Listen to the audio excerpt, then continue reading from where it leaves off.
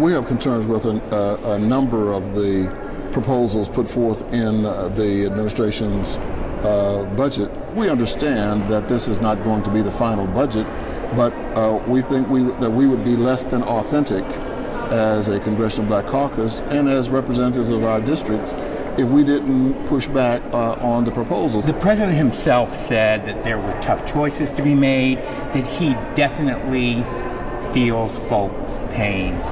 Do you think it's possible for President Obama to propose specific budget cuts that would not negatively affect the poor? No. The president was put into this bad situation through no fault of his own. He's having to deal with a very, very tough situation. And when you have a budget a deficit and a debt that's rising above 13.3%, you've got to have some painful cuts. One of the things we think the president should look at, as well as the Republicans in putting together their budget, and that is look on the revenue side. What can we do to generate revenue that we don't have to cut services? I mean, we have a multitude of military bases all around the world. In some places, there's no point. The war in Europe ended, in 1945. You believe you will be able to influence the president's decisions at all? Well, we certainly are under the belief that the president will listen to us.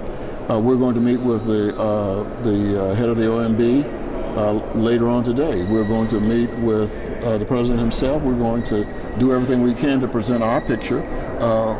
We put together our own deficit commission and debt commission, and they've issued a report that we're going to also present. We think that what we've done was done intelligently and thoughtfully, and we hope that we can impact the White House. Now, understand, nobody believes that this budget that the president presented, not even the president, is a budget that's going to be accepted. I mean, that's just not going to happen. It never is the way things happen.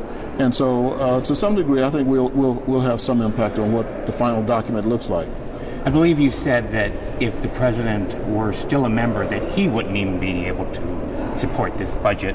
Why would President Obama not be able to approve his own budget plan if he were a member today? Well, the president, remember, was a community organizer, and a very good one at that.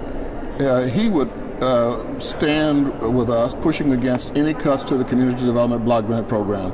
It is one of the best things that happens to communities. They have the total decision-making capacity in the local communities, and cities, entitlement cities that receive those dollars can't even spend them without neighborhood hearings. And so he would be on our side, and so we understand that for him to propose cuts into CBG means that he didn't have many other choices.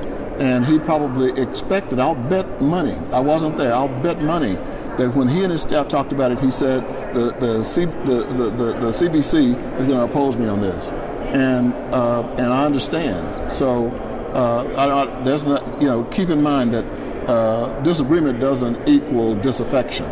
Our alternative budget has been presented each year for the last 17 years, and we will present one again sometime in late March. Our budget is going to be a budget that leans toward the individuals in our country who are now vulnerable.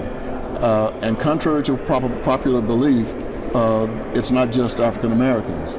We will meet with him. It'll be a very serious meeting, but it's also going to be a very cordial meeting because we understand perhaps more than others where he is and what he has to do in order to create credibility. I mean, if he came out with a weak budget that caused Democrats to jump up and down and cheer and say, "Right on, Mr. President," that would be the worst thing that could happen to him, because it would suggest to Republicans and probably to the people around the country that he was not serious.